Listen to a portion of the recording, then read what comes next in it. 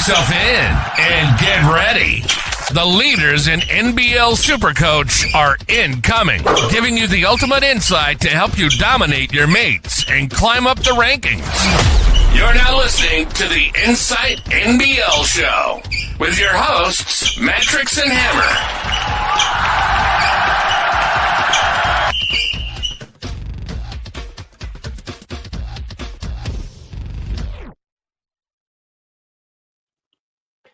Hello and welcome back to the Insight NBL Show. I'm the Matrix. I'm here with Hammer. Mate, I tell you what, it has felt like an extremely long time since we've watched some NBL basketball. Yeah, it's only been 10 days, not even that. But yeah, I'm very keen to get back into it. I haven't even looked at my squad before this morning, so there's a lot to break down, and I'm keen to get some of my questions answered tonight too. Look. I know I'm a couple hundred places in front of you, so I'm here for you, mate. I'll answer all your questions. I can hear you from up here. Look. Firstly, what did you do on your time off, mate? I don't think I left work for the last 10 days, which was unfortunate. But I got a little break coming up tomorrow, heading down to the sunny coast for 3 or 4 days. So looking forward to that. Hopefully, get a few games in, but we'll definitely need to get my team set before I hit the beach. What about you, mate?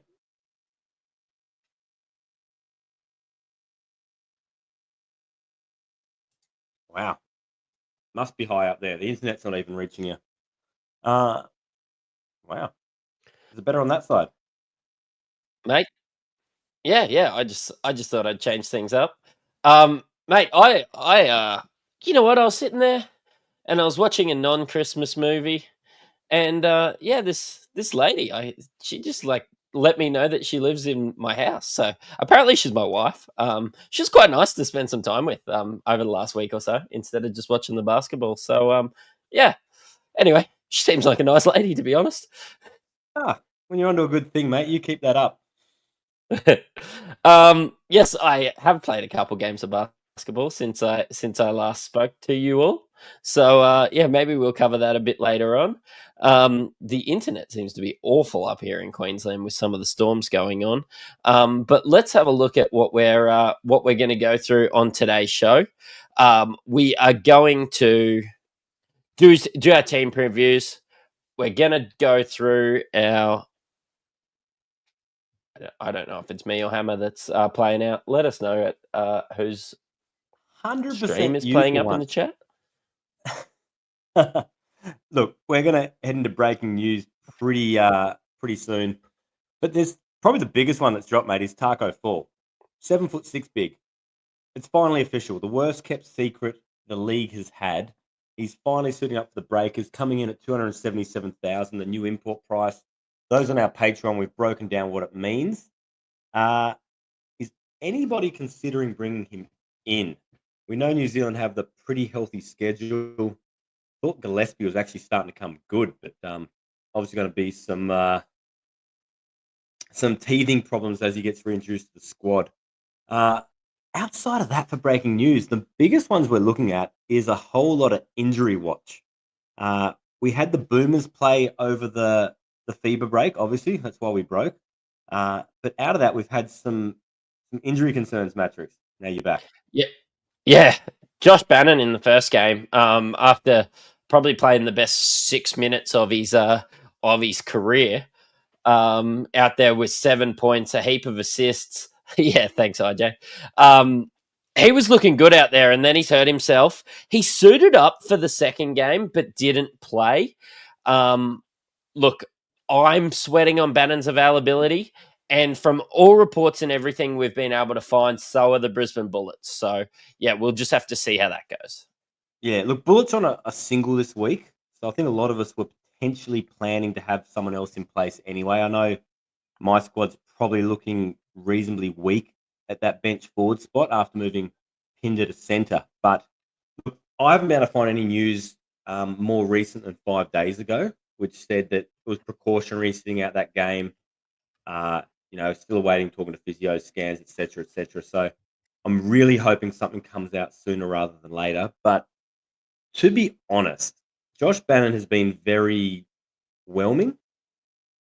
Yeah, he's been mid. He always looks, and I know I started a riot last week or 2 weeks ago now, but he always looks extremely close to that double-double, but just doesn't get that bump. If he could get into that double-double territory, it seems like he gets 8 or 9 rebounds every single game. Yeah. If he can get that, he gets 33 instead of that 26, 27, 28 that he's sort of been averaging. That'd be the icing on the cake with Bannon. And it's only 5 points, but it really makes him a lot more serviceable.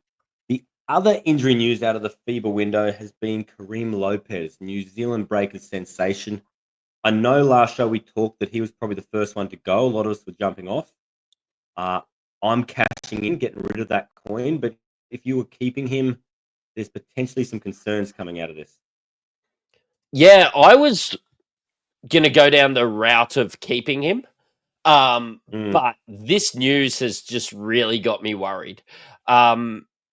Apparently it was all precautionary. I had a little bit of a read up as to what the Mexico coach was saying. But yeah, look, I'd be worried as an owner because the last thing you need is him dropping a heap of cash and maybe playing some limited minutes this week because he does have a high break even. He does have the talent to cover that. But yeah, I suppose there's some additional pieces to this as well, with some moving parts at the New Zealand Breakers, Hammer. I'm on the other side of the fence with Lopez here. He's finally had those 2 massive games fall out of his break even. And so I just don't see him. We saw those last couple of games where he's getting those low teen scores. I think he's reached his peak. We're going to be dropping cash from here. Yeah, I'm jumping off. I'm making the most of that coin while I'm there. I'm done. No, sounds good, mate. Taco Fall. Taco Tuesday. Back into the mix now. Yeah, we mentioned that briefly before while you were trying to get your dial-up internet. Your wife must have tried to use the phone or something and disconnected you. But yeah, she's playing RuneScape. Yeah. Look, Taco's coming in at the 277,000 new import price. I put an article out on our Patreon about his G League stats. I know we've harped on and on all season about how well they translate. Look, I don't think he's going to be translating that well. I think he's going to be paying Gillespie's minutes, probably less to start with. He's going to hemorrhage cash. I just don't think he's playable. We've talked before about how really big guys struggle. It is a fast up and down league. I think they're going to exploit him. Look, we'll always call out good chat in there, and I'm really disappointed that I did not call this episode as to whether Taco Fall is going to be a soft taco or a hard taco. I'm leaning towards he's going to be a soft taco.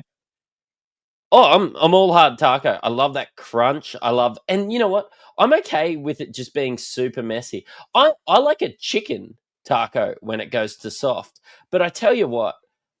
Hard tacos, if you're going proper Mexican, you go on beef, you go on pork.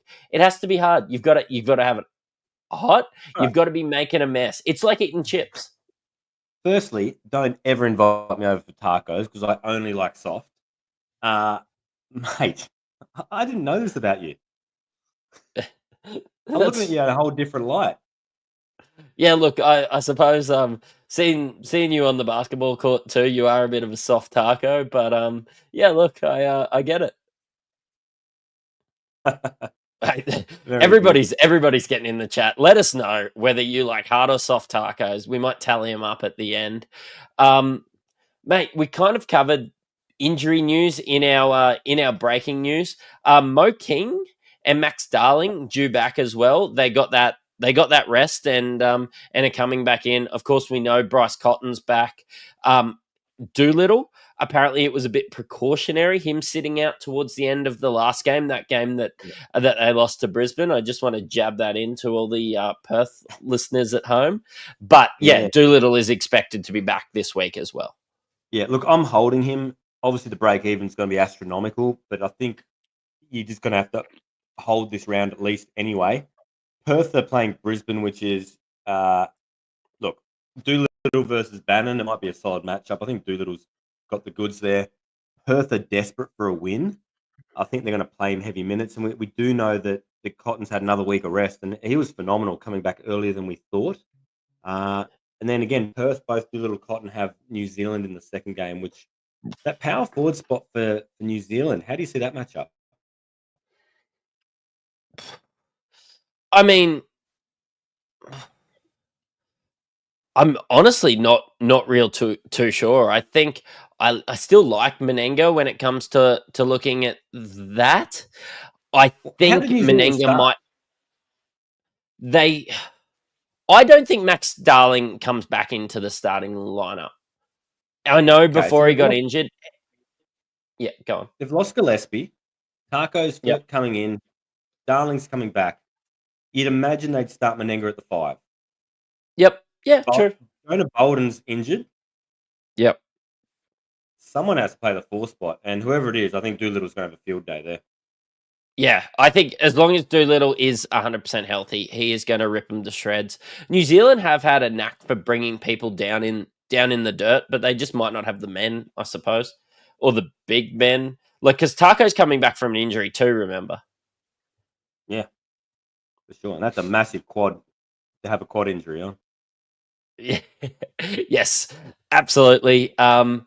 Mate, I should probably just we'll head into our previews in a second, but let's just mention the doubles. We're in round 10. New Zealand Yeah. Breaker go into a string of 4 doubles in a row. So any New Zealand Breakers that you're interested in, now is the time. Sydney Kings and Illawarra Hawks. Both, I would say, good Supercoach teams, good Supercoach options. But we're looking at these as a 1-week rental, the way that they've got 2 singles in a row after that. And then, of course, we've got the Perth Wildcats coming to the end of their long string of doubles.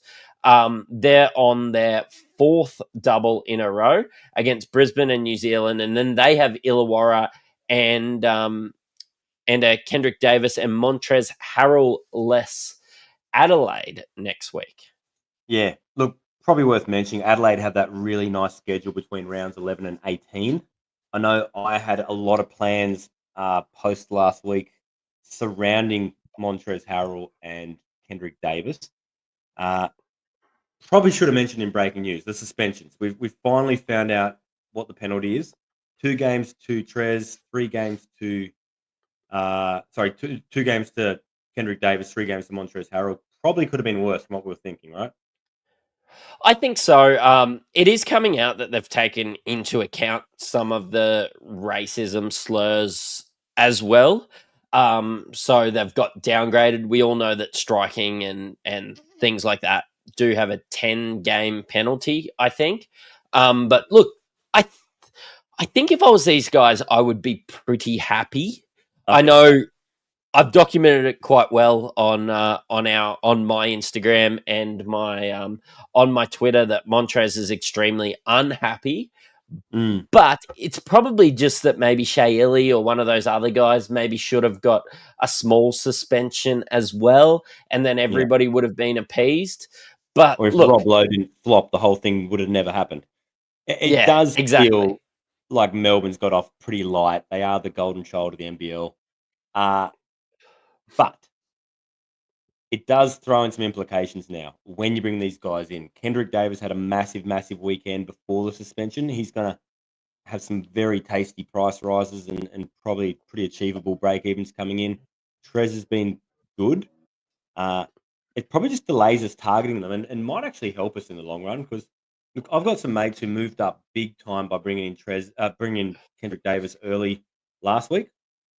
They've obviously got the problem now to get them out or to somehow find a way to hold them. But I think everyone's going to be bringing them in 2 weeks' time. Yeah, absolutely. Good to have him back. And you know what? I think one of the guys on my C grade team got pretty lucky last night. 2 games in a row down here at the local. We're playing semi-finals. 2 games in a row, people got ejected for leaving the bench to get involved in scuffles. 2 games in a row down at the Toowoomba Rec Centre. And I tell you what, I wasn't one of them because I was on the court. And I'll let everybody know that I wasn't involved at all.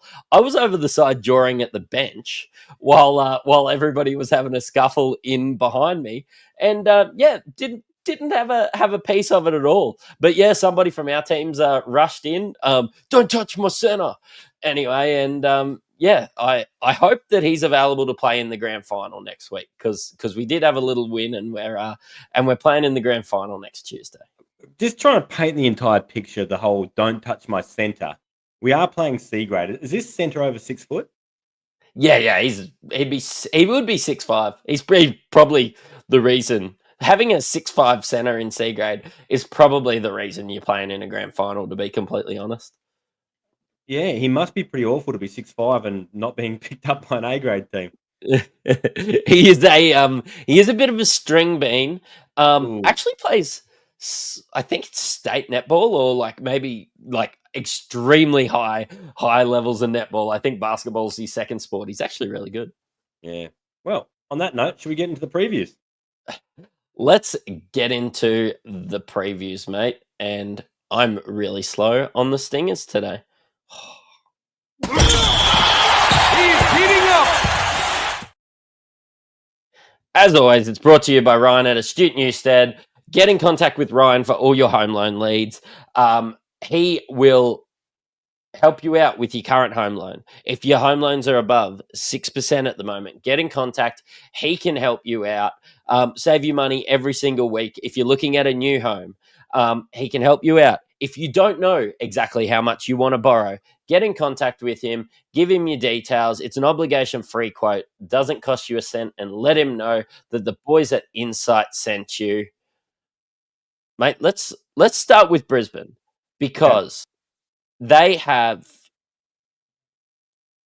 an interesting schedule this week. They've just had a double. Everybody's brought in some guys. They've got a single this week. Yeah. James Bateman has a -10 break even. Tyrell Harrison got benched playing for New Zealand over the weekend. He had an absolute stinker in the first one, and he's been up and down all year. Cook has been really good for Brisbane. And then you've got some mid guys. You've got Mitch Norton, just coming back from playing from Australia, mid-priced, 26 break-even. You've got Josh Bannon with, I would say, an achievable break-even of 30 on a single. With the injury cloud? I mean, there's just more question marks than answers when it comes to Brisbane. Yeah, they're very Jekyll and Hyde, aren't they? Like, I think everyone's excited about Bateman, and we're quick to forget.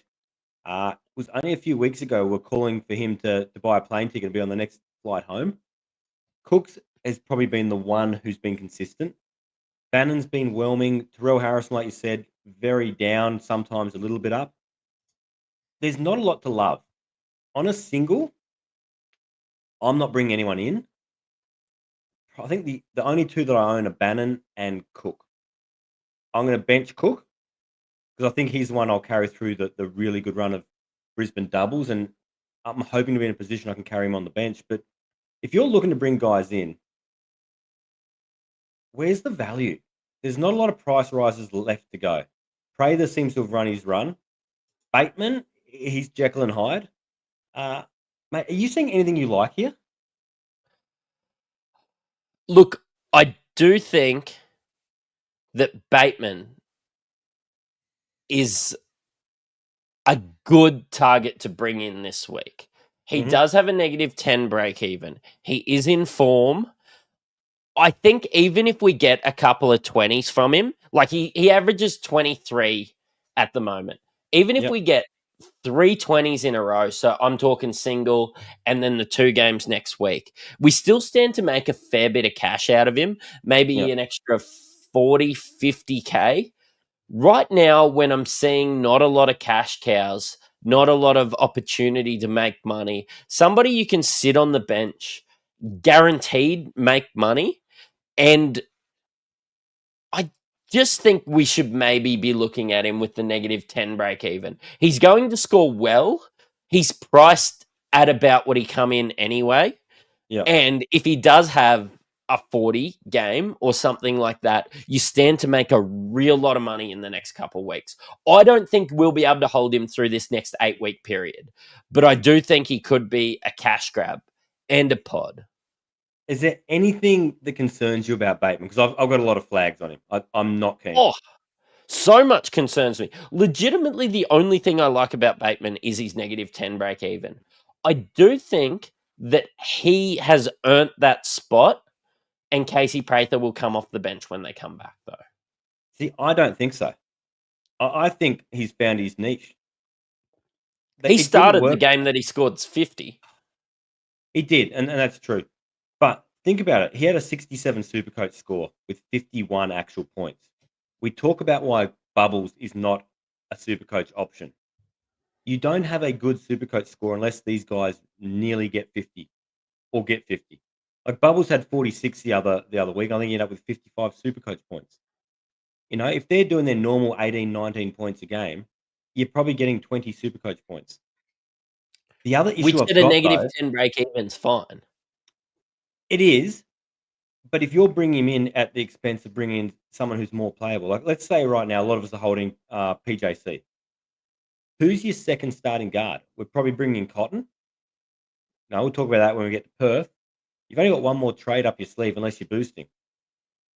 Do you have a spare trade to bring Bateman in on your bench? I think it's okay if you do. I'm looking at... I have the cash to go Henschel to Bateman with my second trade. I don't hate that at all. If you can, I'm all for it. But I just don't think you're blowing up your team to do it. No, and I'm not. I'm looking at options like... I think Cotton's must own. We can talk about Perth next, Yeah. but I think Cotton, with his break even of 42, coming back from an injury at a bargain basement price, he's must own. I'm not even saying that Bateman's that good of a guy to bring in, but I'm saying with a -10 break even, you're not going to be disappointed. He walks out on the floor and makes money next week. I did something similar with bringing in Kyron Galloway. I boosted in Kyron Galloway early on in the season with a negative break even, and it come to bite me. James Bateman is better than Kyron Galloway and has a lot better role. I'm more confident in a move like this than I was doing that. Yeah. Look, still talking about Brisbane. Dennis is in the chat. A couple others talking about Nah. Is Nah a legitimate downgrade option? Crafty's in there. Yeah, Nah. Look, Nah is one of my all-time favourite players. He's been on the fringe for a while. He's been on the outer playing a bit of NBL 1 with Mackay. Look, I just think he makes that team better from a basketball standpoint, putting Supercoach aside. Having a pure point guard who is that creative with the ball and his passing ability, we saw how much that did for Rocco. I just don't think the opportunity's there for him to be Supercoach relevant. Yes, he's cheap, but I would not be surprised if you still see the odd DNP or garbage time. You know, last week Bateman went off, but we didn't have Prather. Deng Adele's still to come back. I just think that there is not enough role there to really bank on him putting anything in. We haven't even talked about Tyrell Harrison, and probably for good reason. He's been pretty ordinary, to be completely honest. He's been averaging 28 this year. He's 300K. He's got another 37 break even, so he should drop in cash again. Yeah. With the way that Tyrell Harrison's playing, and I still don't think it's worth bringing up Harrison until maybe next week. Mm-hmm. Rocco Zikarsky has a -4 break even as well. Yeah. I'm still not convinced, but what are your thoughts? That's what I want to hear. Yeah, it's hard. We called Tyrell Harrison very early on in the preseason as being the man. He won the Ray Borner medal for the best player in the Blitz, and he looked dominant. It has not translated one bit to the regular season. And I think we need to be really aware of not keep trying to push him because we said he'd be good. He's been everything but. I think you can hold him. I think you can bring him in another week with another price drop for that Brisbane run, but he may not be that starter captain option we were hoping for. He may end up being a backup big that you can play. Rocco, look, we want him to be better than he is. he's shown a glimpse in the last week because of opportunity, but I'm still not convinced. The price, what's his price at now? He's about 130, No, 120. 120. Look, it's not a huge price tag, and if you're downgrading and you're just going to park him on your bench, it might be okay. But you know, I don't know, man. Center is really thin. Well, let's say if you're going to play a bench center, would you take Rocco or Terrell if you're not starting them? I think it depends what you can do with that Rocco money. I think if you can bring in, so say going down to a Rocco allows you to bring in Bryce Cotton and Yeah. Xavier Cooks this week. I much prefer that than bringing in Tyrell Harrison to sit on your bench when you're guaranteed to lose money. You're not Yep. guaranteed. You're guaranteed to lose money out of Tyrell Harrison, and you're guaranteed to make money out of Rocco Zikarsky. I do think that you end up going Rocco Zikarsky to Tyrell Harrison sometime in the next 8 weeks, but that could just take a little while. Yeah. And look, if you get a couple of bumps out of Rocco that makes it easy to go, look, all good. But I'm not loving either of them, and I haven't since probably round 2. Sounds good, mate. Let's head on to the next team. Let's have a chat about Perth. Look, good news coming out of the Doolittle camp. Looks like he'll be playing. Pinder has been rocks or diamonds. Let's call him Tyrell Harrison-esque. But you've been able to keep him due to the schedule and due to center being so thin. Maybe using that forward center eligibility as well. I don't think he's a bring in if you don't already have him. But I think we're coming to the end of that Perth run. Like, if you want to put that schedule up again, man, the window where you're going to carry him through is starting to close. So the Wildcats right now, we're in round 10. We've got this week and next week on doubles. If we look forward to round 11, though, we're starting to get some more options. Brisbane start their run. The Breakers still got really healthy schedule. We get a little bit more out of Melbourne United. And then, obviously, Adelaide, which we'll get to, which has some centre options there. So I wouldn't be bringing him in. I'm probably holding him this week, and we'll look to offload next week. Hopefully, he hasn't dropped that much. Because I think I'm talking about my squad here, but I think a lot of us are in the same boat. We are quite Perth heavy. And we're going to want to start to get off them before it's too late. And I think this is the last week you hold everyone, and you need to start to drop some ballast next week. I'm sitting on 3. Oh, I'm sitting on 4 players, and I'm looking to maybe offload one. I do think Bryce Cotton is must own, though. Yeah. So I'm bringing him in this week, which gives me 1, 2, 3, 4, 5 Perth players. Next week. Oh, you've got Almanza. Yeah, so I've got Almanza and Henschel on the bench. Got Doolittle, Cotton, Pinder in my lineup. I will more than likely look to get rid of Pinder next week.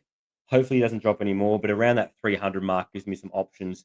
It'll be a straight swap for Tyrell Harrison. Hopefully, if he finds some form. Or he doesn't find some form. Yeah, and like we said, it's not just Brisbane. There's a couple other options there, which we'll probably discuss when we get to some of the other teams. But yeah, look, don't leave the run too late to get off them, and you'll be caught holding the baby. I think Pepper's a trade out. I think if for whatever reason you have Ty Webster, he's a trade out. The last one I want to cover is Benny Henschel. He's still been all right. He's got a 33 break even on a double. His role sort of hasn't diminished that much with Bryce Cotton coming back into the team. You can maybe hold him at least this week, can't you? I think so. I think out of all of those options you mentioned, the Pepper, Henschel, and Ty Webster trio, Henschel's probably the one who has the most defined role and the biggest upside. He's been starting. Compared to Pepper, he's more of a point guard and seems to be in favour ahead of Ty Webster. And look, 16 is not unachievable. He's had some runs where he's gone close to getting that in the first quarter, and at least you can feel then, all right, I'm going to hit break even. Don't think we're making any more money, and we'll get off at some point. But look, at his price, I think we've all got to be pretty happy considering he started 69K after the disaster that was last year. What we thought might have happened this year, he's currently 220K. You'd call that a win. He's gone up from say 69, 70K. That's 150K. That's pretty good. That's a huge win, and And you've been able to play him some weeks, which is probably like the Yep. Cotton injury sucked. Did it suck? Because we all just would have got him anyway. So maybe it didn't even suck. It just allowed us to. I mean, I feel Make some pretty cash. good about getting onto Henschel and making some cash. I know some people were happy about Pepper, but there's some people that held him for a little bit too long. I'm happy I missed out on that. And then Ty Webster was an absolute failure for me. So you win some, you lose some. Yeah, for sure. There's always a I, silver lining. I think we've made the most out of the Henschel situation. I wouldn't mind glossing over Melbourne because Yeah. I don't think they're relevant until next week. Correct? Yep. The only thing out of Melbourne to probably mention is Jack White. He's going to be returning from that injury. So they have a back-to-back double coming up, which may make him a target depending on how your squad looks. But for this week, pretty much irrelevant. I do think a lot of people will be looking at the schedule and maybe going to New Zealand Breakers. I am looking at Melbourne and maybe going back to a Jack White or something like that, maybe being a little bit of a pod. Yeah. I don't know what your thoughts are with that, but I think if you look at the schedule, it makes the most sense to go into the New Zealand Breakers. Outside of PJC, I'm not that hard over a lot of the players. Like I've Okay. got Menenga, but meh. I'm not interested in Taco. I think Lopez is coming to the end of his run. I don't have a Yep. cheapie like Darling. I'm not. Yeah, No. I don't have Mooney. Like, And that's the hard thing. We can't let ourselves get absolutely fixated and get the blinkers on about the schedule. Yes, it's important. Yes, it can help us a lot. But if it's not there, it's not there. We can't convince ourselves it's there because of the schedule. Parker Jackson Cartwright is a god. He's a fantasy legend, Supercoach gold. But I would dabble in Mooney. I've liked what I've seen, but the form of late hasn't been great. Outside of that, though, look, we got lucky on Kareem Lopez. Cash out now is what I'm saying. You're saying you're potentially going to hold. But outside of that, we haven't seen anything we liked. Mitch McCarron has been mid. Mo King we haven't seen, but he's not the greatest game to translate to Supercoach. Max Darling is, you can put a cat in the oven, don't make it a biscuit. His 2 games don't make a season. I can't even convince myself to find anything outside of PJC or Mooney. yeah, I'm holding, maybe reluctantly holding. I've still got Menenga sitting there as a bench backup, but when we're talking about maybe having players like Rocco Zakarsky in your lineup or whatever, Menenga's Yep. been, for lack of inspiration, fine. Yep.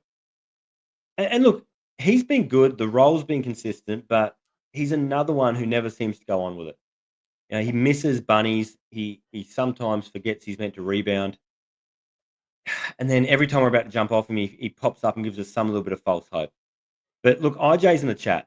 Mooney, is he a buy soon? What can we tell him about the break even and the price of Mooney right now? Because he is a guy who came in and he took us by surprise. He was a lot better than he was. Seemed to be quite reliant on steals to boost his scores. But he's had a down couple of weeks, which is bringing his price back to being quite affordable. So Mooney's hit 300k at one stage this year.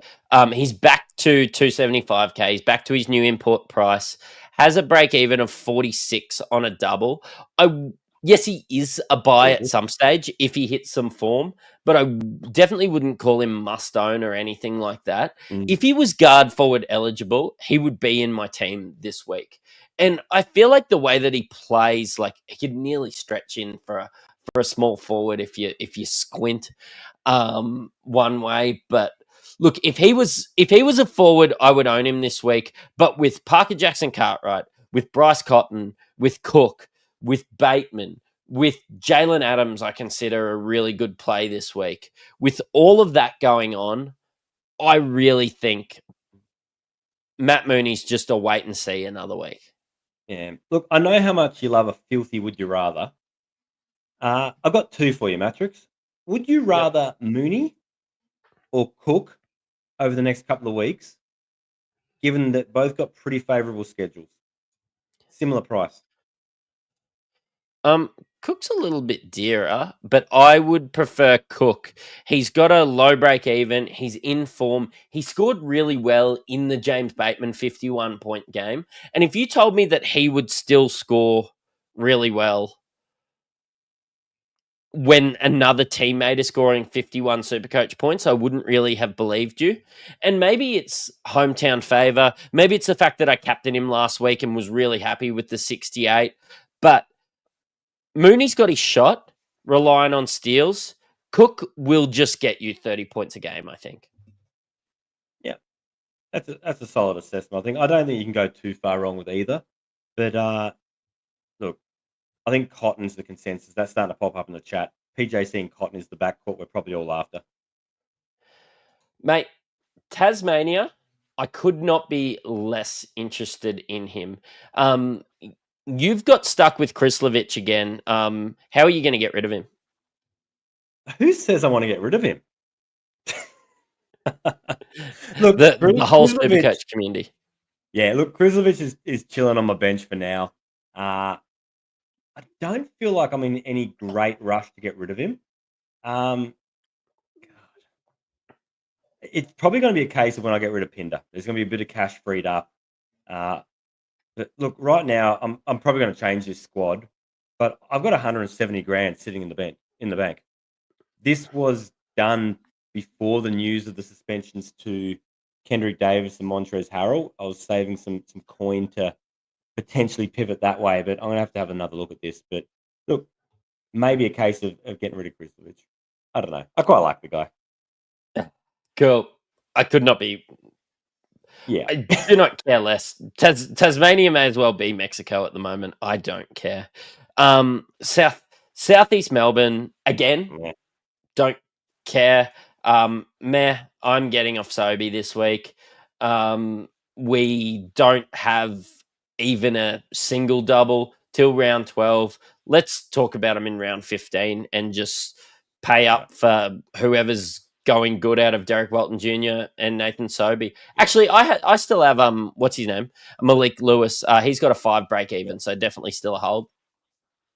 Yeah. Look, Malik Lewis has been really solid. He's definitely shooting up the draft boards. But you're right, round 15 for Southeast Melbourne, and there is a little bit to play out there. They've finally had this FIBA break. None of them were playing with the Boomers. So Josh King, the new coach, has finally had a bit of time to actually start to implement some of his stuff. They've got a full squad again with Derek Walton Jr. back. So I think it may be an interesting couple of weeks to actually see what this squad looks like, coming out of this break and where the focus is, I suppose. Who's playing what the roles are, and maybe come around 15 we have a different take on it. It's just 2 games or 3 games in Trez's case. But do we expect Hump to go off? Are you looking at Jarrell Martin, or are we just staying away from Adelaide? Yeah. Look, I had a look at this. There's probably only 2 you would consider. DJ 3J, we saw last year, he played a lot more point guard. He seemed to have the ball in his hands a lot more. His assist numbers were better. I see him getting a bit of a bump because of Kendrick Davis. Without Montrez in the fold for 3 games, are we going to see a bit more of Big Humph? Are we going to see Jarrell Martin play alongside him at the 4, which was originally how this team was built? Or do we see them go with Lat Mayan at the 4 and bring Jarrell off the bench? This guy still looks like he's on the bench hoping people miss free throws so he gets some hungry jacks on the way home, because he's not really getting into game shape just yet. How do you think they line up? I think Jarrell Martin starts. I think I think Lat Mayan played pretty good in the starting lineup at the start of the year, but they were a worse team then. I think Jarrell Martin comes straight in to try and get that punch. How many minutes he plays is probably condition dependent, but that was the way they planned on this team to roll out. So I think Jarrell gets the opportunity for the next 3 weeks. But then again, I think he comes in with a 25 break even on a single. I still think you're losing cash out of him. I can't find any value here. Yeah. And on a single too, I don't think this is the week anyway. And then next week, you're starting to look at getting those 2 pieces back. This is probably a different story if it was a 10-game suspension for each of these guys. DJ 3J for me, though, is probably one to have somewhat of a look at. Look, I know he's somewhat expensive, but I feel like he's just going to get a bump in his usage with Kendrick Davis out. 'Cause we know how much Kendrick has the ball in his hands. Yep. Yeah, absolutely. Again, let's talk about him in a little bit. I don't know. DJ 3J, I could be talked around for a 1 week. But this isn't the week Three- to do it. No, There that's are the other problem. options. But he's going to do a lot with Davis out. He's going to have to do the lot. Yeah, he could be a pod, but they are on a single. So, you're not taking him over Bryce Cotton on a double this week. Bargain basement Bryce. We've never seen him this cheap. And look, he looks like he hasn't missed a beat. That first game last week actually pissed me off. We talked about this on the show, saying, they'll ease him in. Hopefully, he drops a bit more cash, and bang, comes out and drops 33 points. So, look, let's get back on the Bryce train. Mate, the best thing out of Kansas, the road out of it. You say that about everywhere. It's true, though. Facts. Let's just move on from Cairns. Okay, Sydney. I had Xavier Cooks circled in my calendar for this one. I could really get around a captain Jalen Adams this week as a pod this week as well. I'm looking at a guard for captain this week. Spoiler alert for our captain segment, but Jalen Adams has a low break even. He could be considered a pod. Not many people, I think, would be bringing Xavier Cooks in on just a single. And I think that could be a huge pod too. I don't know. I think that if you could bring in one of these guys, it could be moving week for you. Yeah. So Sydney are on the double, right? Sydney are on a double. Yeah. So probably the would you rather here is Cotton versus Jalen Adams. That's probably where we sit. Look, one's on a single, one's got back-to-back. A single double. One's on back-to-back doubles. I think so. So Cotton's playing Brisbane again. He went pretty poorly against them, but then he's playing New Zealand, which I kind of like I kind of like the New Zealand matchup. And then Jalen Adams, kind of the same. I like him against Cairns and then don't like it against Melbourne. It's 6 of one, half a dozen of the other is the problem for me. I think if you don't have PJC, you could bring in both. But I think PJC against Perth and Illawarra is probably you say you one. don't like the Jalen Adams matchup versus Melbourne. And I know where you're coming from because we've called this before, that their guards have traditionally made life very difficult for opposing point guards. But can I remind you, just last round, Kendrick Davis versus Melbourne United before the Malice and the Palace, or whatever we're calling it now, he dropped 66 Supercoach points against that. It's called Melbourne the United pain. team. It's called the pain in John Cain, mate, and I made that up just then. Man, we are running out of budget for all the T-shirts we have to make. The pain in John Cain. Told you'd make 100K. It's not what you spend; it's what you save. I want the whole collection. Cairns, the best thing out of it is the road. Look, I do. I don't know. It's got to be two of those guys. It's an absolute waste to have one of these guys on your bench. They both have a good break even. But yeah, look, if you're considering Jalen Adams over Bryce Cotton, I won't argue with you. Yeah. Look, I think the deciding factor for me is that Bryce is a 2-week hold. Yeah. But I really like where you're going with the break even and the price rise. And I think, look, Jalen Adams has struggled all year with that back injury. You're really hoping that the rest has done him some good. Eat a dick, RJ. Cooks, mate, I can get around him. He has a higher break even. He has a 67 break even. Yeah. But he's been averaging that on a double all year. Yep. And the matchups are favourable. Once again, Cairns and look, Melbourne versus Jack White. Look, he's going to tear Kyle Bowen a new one. Jack Yep. White's not going to play the whole game. Yep. Look, that's what I'm looking at, Sydney. And Illawarra, again, on a single. You're maybe looking at your Trey Kell. I see some chatter about Darius Days. I'm not convinced yet. Sam Froling, I think he could be the best centre this week. That's a really bold call this week.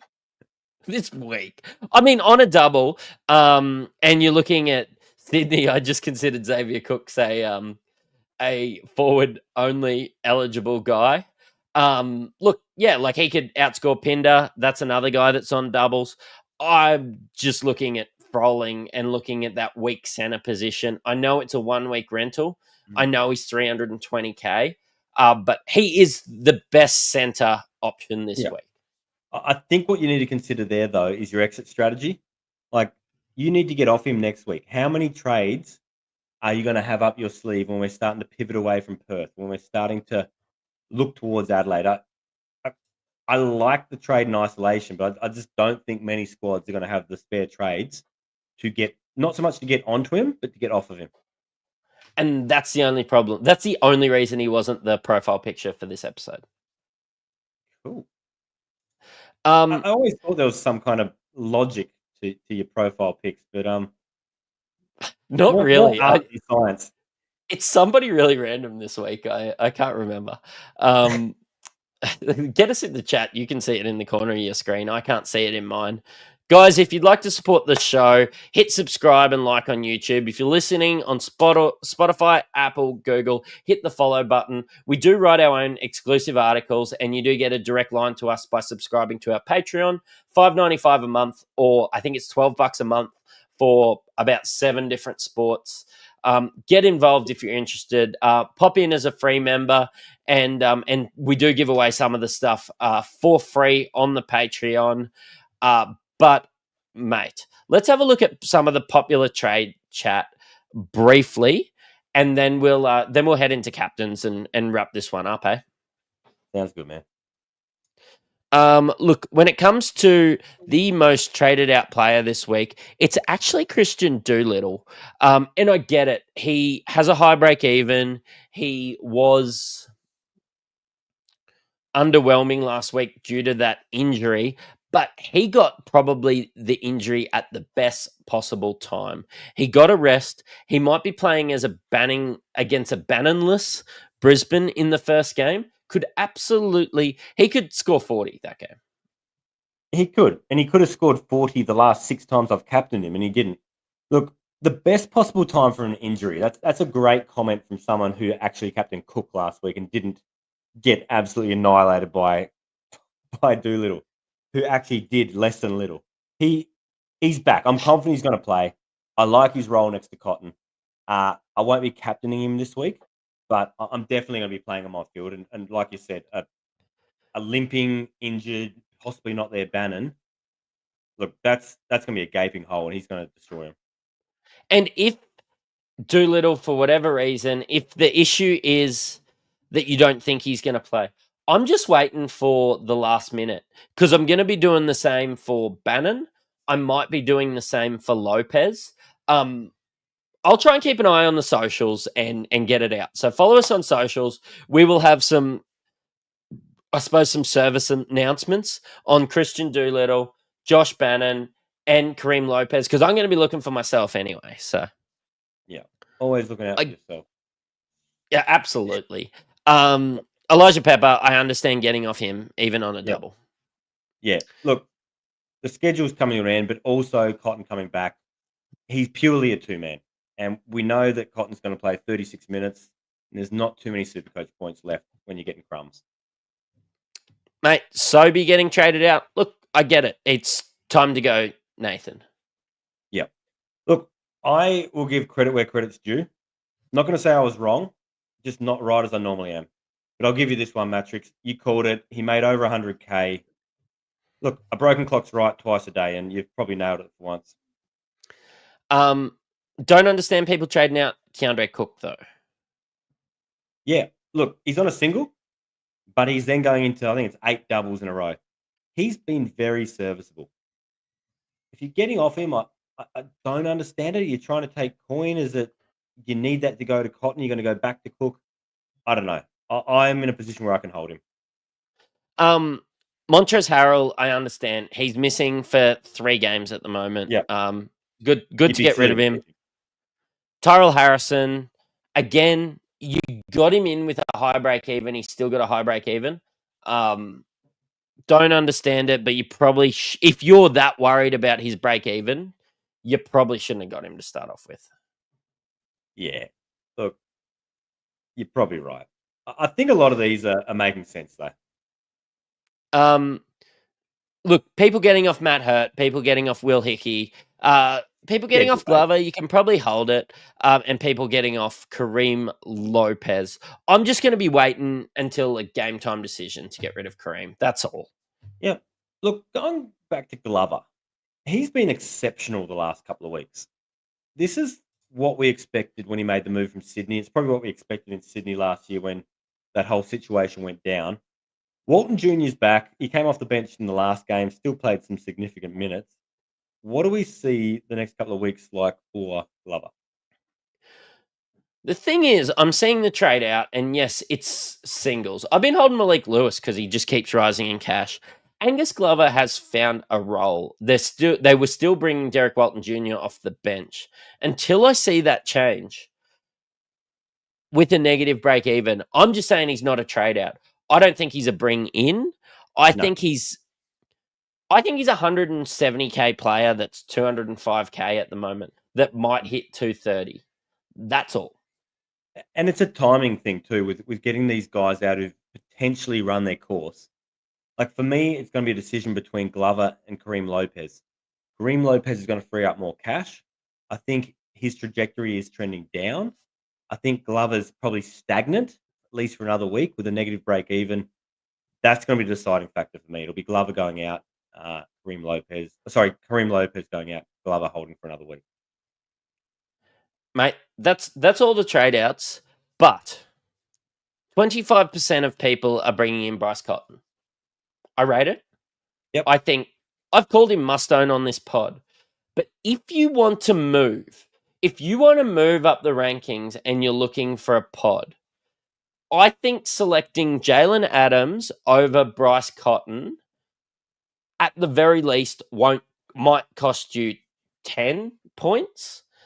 And I think if Bryce Cotton shits the bed, if Bryce Cotton re-injures himself, I think that you could just find yourself shooting up the ranks. If you need to take a risk, I think that that's a worthy risk. I'm all for it. And I think if you're brave enough to slap a captain on one of them, you can maybe even make that jump a little bigger. Yep. Just look, I don't know. I've taken some really big risks. Captain Cooks, Matching your hat to your shirt. Matching my hat to my shirt. I've made some really big calls this year, but Bold. I don't know if I have the balls to fade Bryce Cotton. But if I was 2000th, I would do this. Yeah. Do you want to just take this opportunity to remind us what your rank is again, Matrix? 173. All right, let's play a little game here. Are you going up or down this week in the rankings? How confident are you? I think if I can make the right decision between who I'm trading out between Bannon and Lopez, I think I move up the ranks this week. Okay. Probably a better decision than a hard taco. Hey, hard tacos. They are the best. You get that crunch. While you're making horrible life choices, here's another one for you. Would you rather do the first 90% of a blowjob or the last 10%? The last 10%. That's the hard taco effect. My God. Wow. As long as you're already a hard taco, it's all right. Mate, I get the 11% of people bringing in Xavier Cooks. I actually didn't expect as many of the people to bring in Xavier Cooks as are this week. I thought it would be a little bit of a pod, but even 11% of people bringing in Xavier Cooks is a way to move up in the ranks. Yeah, look, I don't mind the move to Xavier Cooks, but I think a lot of us potentially can save a trade there. We're pretty solid at forward. I like Doolittle, uh, and Doolittle versus Cooks. I don't think you're going to lose, and I think you probably gain by holding him another week. Uh, the second forward is is the killer here. I had Bannon. I was half prepared to play him on a single. Uh, Pinder's there if I can massage someone into centre. But look, a Cooks Doolittle forward line could be pretty deadly. Yeah, and I think if you can do that, that's where you move up in ranks. I'm not sure I can afford Kareem, or speaking of Kareem, Kareem rises to the top. Might be my Supercoach team next week. But yeah, no, I don't like mayo on my taco. I'm a big beef taco man. So it's Sour all cream. salsa, sour cream. Yes. James Bateman, 6.2% of fans bringing in James Bateman. I get it. It's a negative break even. Just don't expect this every week. It's not a passing of the guard or anything like this. I think that he could be a 30-point per game scorer, Yeah. which is why I'm looking at him with a negative 10 break even. I think I can get some price rises out of him, but he's hot and cold. Like you said, a Chris Goulding light. Yeah, and I think we need to be very aware of the 3-game rolling average. If he shits the bed this week, yes, you're going to have the price rise, but then next week it becomes an issue. So if you bring him in and you want that cash grab, this is the week. But yeah, I don't see it as a long-term play. Look, to probably shout out someone about bringing people in, the Flying Toilet comes out with some absolute ridiculous dribble. Yeah. Look, and he's been calling it for a couple of weeks now, is that Darius Days is one to bring in. I thought I'd humour him and actually had a look at it.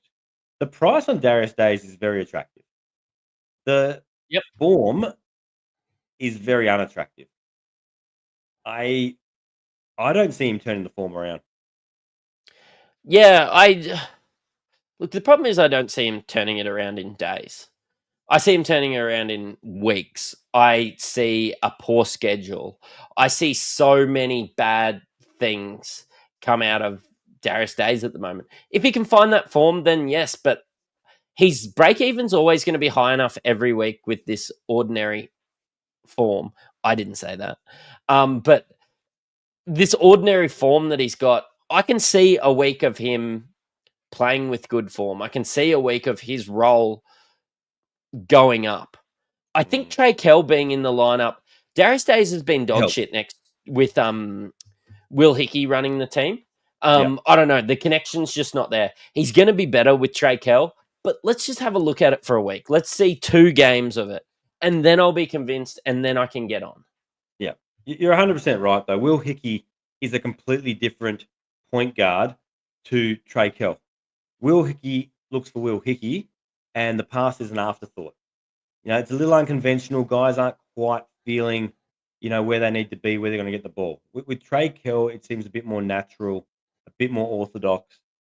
I think there's a level of comfort there that, Darius Days will know where he's getting the ball, where his spots are.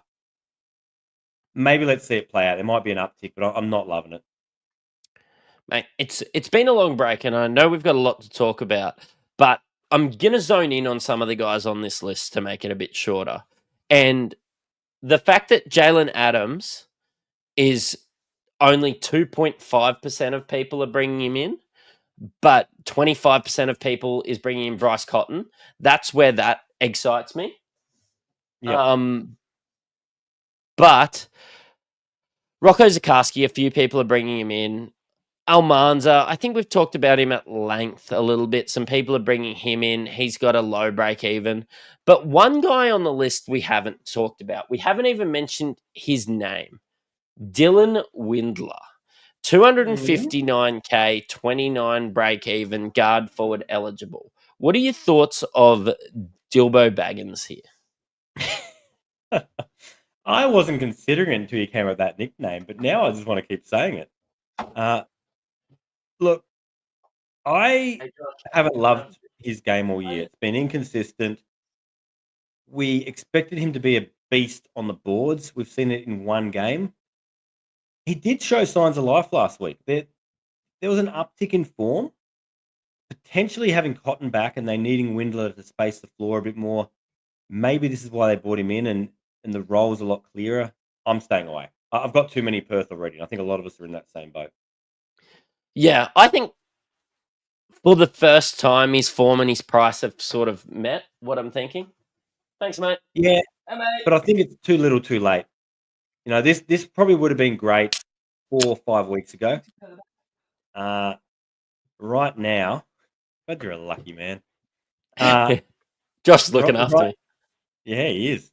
Now, right now, man, it's a no from me. Cool. Sounds good. Look, we've talked about Rocco. We've talked about the Church of Parker Jackson Cartwright. I'm sure he'll come up in captains in a second anyway. Let's have a chat about our captains and be reminded how good this stinger is. Captain, my captain. Oh, captain, my captain. Oh, how good is it? You just took me from 6 to midnight with that. Mate, captains this week, and every which way I look at it, I am looking at making a guard captain. So I have, let's just overlook centers. I'm not interested in captaining any centers this week. Let's just draw a line through that position, unless you'd like to argue a point. No, I will not be captaining a center. Now, sorry, I'm just opening up my Patreon article. That's good. Guys on doubles, New Zealand, Perth, Sydney, and Illawarra. Mm-hmm. I can make an argument for a guard on basically all of those teams. Trey Kell, let's gloss over him. It's just on a single this week. He's still got a relatively high break even. We can basically draw a line through him. He is number 4 out of those guys. Okay. Bryce Cotton? Yep. He's up against Brisbane. He's up against New Zealand. He just had a dud against Brisbane last week. I will never bet against Bryce Cotton. But is that enough to make you not captain him? Look, he's in consideration. Keep going. Who have you got at number 1? Number 2? Number 2, I've got Jalen Adams playing against Cairns and Melbourne. You might have swayed me a little bit with the reminder of how well Kendrick Davis just scored against Melbourne. I like the matchup, even though Taryn's a big guard. I just don't think he's quick enough to handle Jalen Adams. I really like the matchup for that. But I think it's PJC. And I'm hoping some people have, and I might have a look at the captains in the top 5%. I'm hoping that people have warmed off him a little bit in Parker Jackson Cartwright. And they haven't. 35% of people are looking to captain Parker Jackson Cartwright this week. But I do just think Jalen Adams just scored 46 Supercoach points against Illawarra. Perth play that fast that you get so many possessions against him that PJC is just going to be looking to score. He might not have that bailout of some of like your Kareem Lopez's and Freddie Gillespie that he might have been able to get. His PPM's at a season low. I was hoping that might turn him into a little bit of a pod. He's got a break even of 84. I think if you're holding PJC, you have to captain him. Look, I don't mind him as a captain option. I think it's wide open this week. I really like your Jalen Adams captain option. And if you bring him in, I reckon you double down and captain him. I don't think I'm bringing him in. PJC versus Cotton. Look, PJC has the high assist numbers normally. It's a gamble because you're reliant on guys like Menenga remembering how to catch the ball. Hopefully, if Taco's playing, he gives him a great target. But there's obviously chemistry issues there. They were starting to develop some chemistry with Gillespie. That's obviously all gone now. I still think Doolittle's worth considering. We talked about the matchup versus Brisbane, which is potentially Bannonless or a limping Bannon. He's due. He has burned us in the past. But look, I really, really And I hadn't even considered this for tonight, like the Jalen Adams option. Look, I appreciate you saying the Christian Doolittle one, and it's 6 of one, half a dozen of the other. I love the Brisbane matchup, but I actually hate him coming up against Jack White. Yeah. And that's, you know what? If it's 40 and 20, I think it's still a win, but he's been having this little form slump, Christian has been, and it's warding me off enough to stay out of it, which you might call me a hypocrite considering I'm looking at the little form slump of Parker Jackson Cartwright, and I'm saying that I think he's the best captain option this week. I might go with, I think that Jalen Adams is the best captain option this week, but you probably have Parker Jackson Cartwright and Bryce Cotton, and there's no point sitting one of those guys on the bench. Yeah. I think that's what it's going to come down to. Jalen Adams is the pod. If you bring him in, you're captaining him. Out of Cotton and PJC, I'd flip a coin. 1.2% of people in the top 5% are captaining Jalen Adams. Let that sink in. Are you just trying to tell us you're in the top 2% again? Yes. It's question time. Let's answer your questions for the week ahead. I wasn't actually, but thank you for making me look more arrogant than I am. I will pump your tyres up whenever you need it, mate. Mate, Kane in the chat does a lot of good work with the Podmasters. Welcome, Cac. Who goes first? Prather, Lopez, or Henschel? He has 3 bullets and 5 wildcats. Ooh. For me, the last one to go is going to be Prather. I think there's enough upside, schedule, role, all that kind of stuff. Lopez, I'd be getting rid of based on, the potential injury. I don't think it's serious. I think he'll play. But I think he's peaked. We're starting to get those big scores to fall out of his average. He's starting to come back to earth. I think you cash in on it. Henschel still has 2 weeks to run, and I think you get rid of him next week. Yeah, sounds I'd good. be prioritising Lopez. I think Henschel scores 15 and 15 to cover his break even. He's not dropping in cash. You're not starting him. It's just sitting him on the bench. Yeah, I would get rid of Lopez, then Henschel, then Prather. Can't argue with you there. Holy moly, there was a lot of soft and hard taco questions in the chat. Mate, IJ's got a really good one, and I believe this is for me. How did the Brisbane Broncos have a salary cap to buy Ben Hunt? Over or not? Look, I'm not sure how they're not over yet. I don't think they'll find a way to keep Cobbo. They probably can't keep Stags. I know that they're saying that they have the cap to have both. They probably only have one. But let's remember that they let guys like Herbie Farnworth and blokes like that go over the last couple years. They've got Xavier. They've got Corey Oates coming off the books again this year. A lot of like your Ben Takuras and guys like that, which might play first grade this year. They might play first grade this year. Aren't going to be costing them a lot of money just yet. So look, it's going to be a bit of a matrix, but I imagine that they lose one of those other guns. And another one, IJ's asking what was my shooting stats. And I tell you what, last week was 2 of 15, and this week was 1 of 6. Yeah, it was awful. But I controlled the ball well, I feel. Like I wasn't that disappointed in the win in the semi-final with how I shot. I just didn't really shoot that much. Inspirational. Again, is Cotton a buy? You can answer that one. Yeah, it is better than the F1 chat. Yeah, look, I think Cotton's a buy. You're going to get 2 weeks. You're getting him at a discount. He's shown he's not going to take time to warm into it. He's better than I thought. I'm buying him. Simple as that. Mate, Brett M's got a really good one, and I'm not sure I considered this. Bateman's break even will set. The huge score will roll out. Well, of course, all scores roll out. But next week, it will roll out a week early due to single and then a double, I think. Yeah. So You'll it only get does. one price rise out of it, Yeah, potentially. depending on how he scores. Yes. Yeah. Definitely worth considering anyway. Cotton a captain option or Cooks. No, let's skip over that one.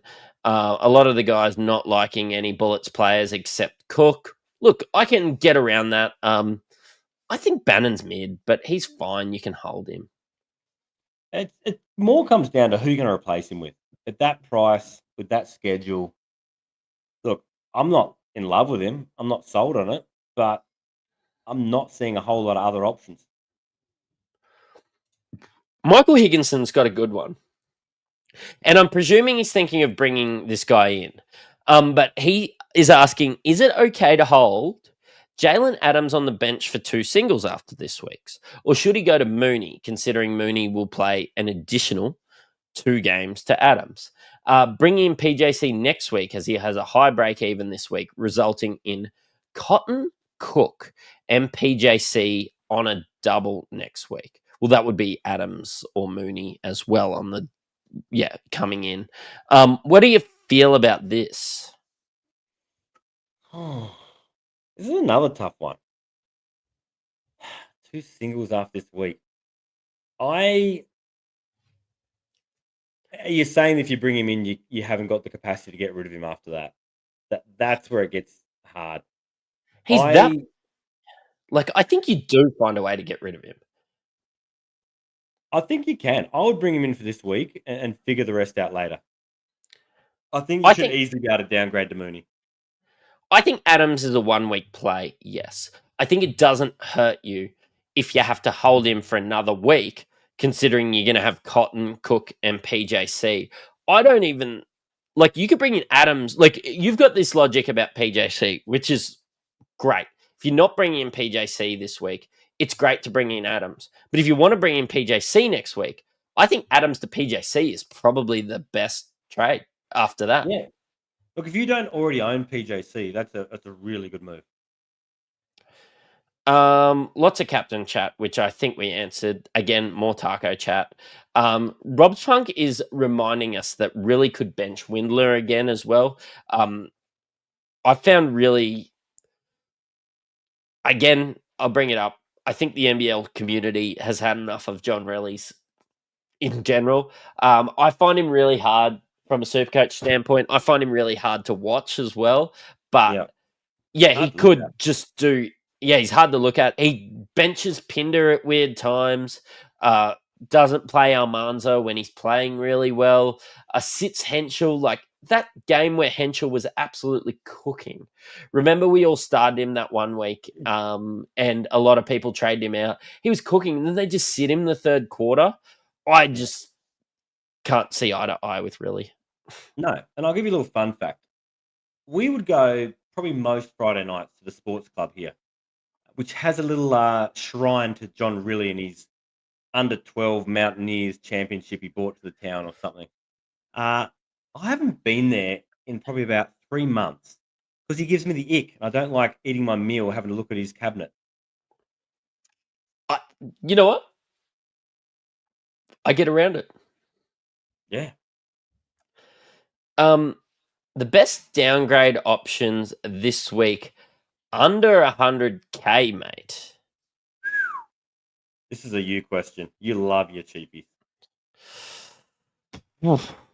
I struggle at I struggle at 100K.